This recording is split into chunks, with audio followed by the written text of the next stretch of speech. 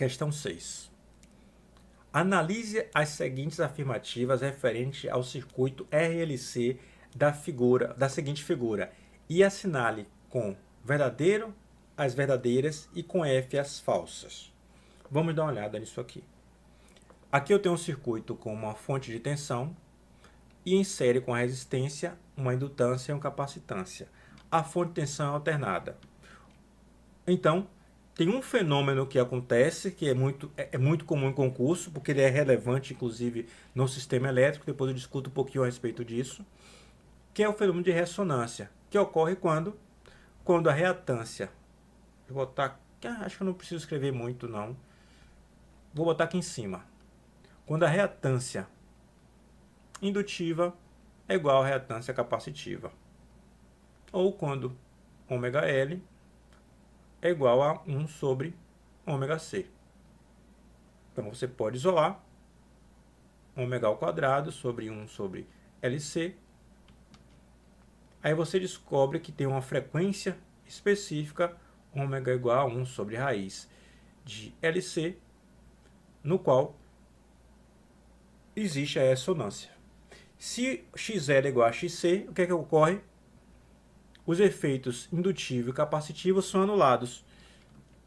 A impedância tem, portanto, o seu menor valor, já que essas duas aqui se anulam, né?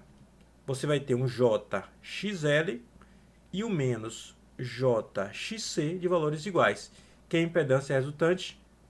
Z vai ser a resistência mais XL menos XC vezes J.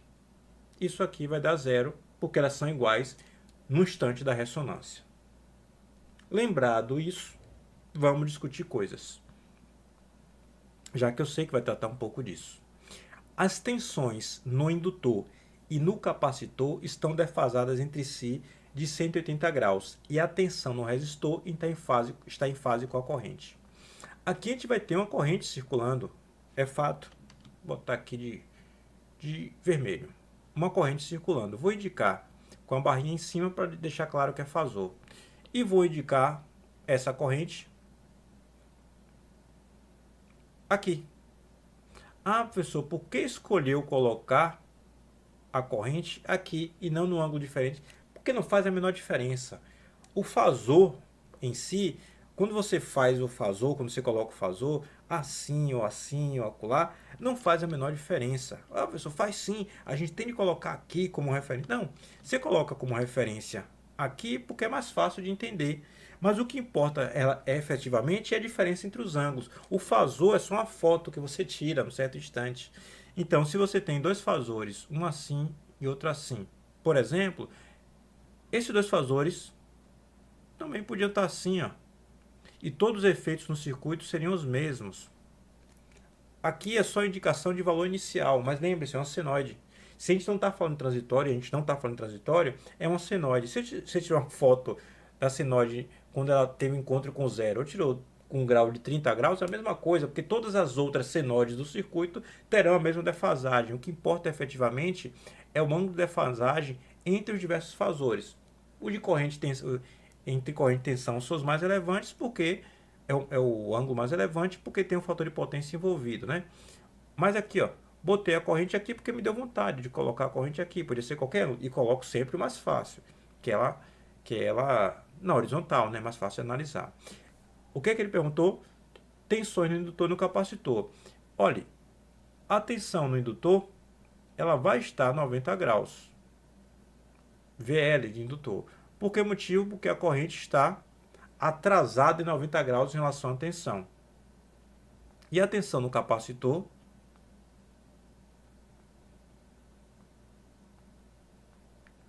vai estar para baixo. Por que motivo? Porque a corrente vai estar adiantada em 90 graus. Por que não botou iguais? Porque ele não falou nesse momento de ressonância. Eu falei de ressonância no começo porque eu sei que isso vai ser tratado, mas ele não falou de ressonância, ele só falou de ângulo. Então eu não preciso colocar iguais agora. Então, as tensões no indutor e capacitor estão defasadas entre si em 180. Correto, né? 90 mais 90, 180. E a tensão no resistor está em fase. Sim, a tensão no resistor sempre é em fase com corrente.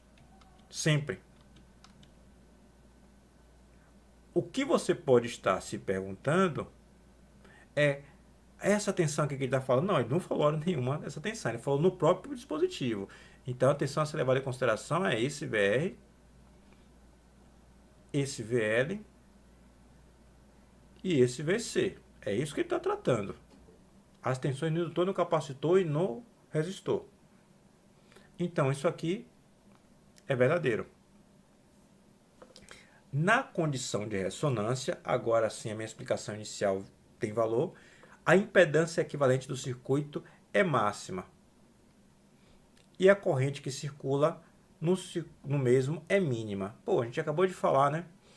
A impedância tem o seu menor valor porque a parte reativa vai a zero. Se a impedância é mínima, é o menor valor, a corrente vai ser máxima, né? A corrente vai ser máxima. Então isso aqui é falso. Para frequências acima da frequência de ressonância, o fator de potência será capacitivo. Vamos dar uma pensadinha aqui? Aqui são as opções. Para frequência acima da ressonância, ômega-L é a reatância indutiva. Acima da frequência de ressonância, ela vai continuar aumentando. Então ela vai aumentar. Vou botar a seta para cima para indicar que ela está crescendo. XC é 1 sobre ômega-L. Acima da frequência de ressonância, os dois valores ficaram iguais e você continuou aumentando a frequência.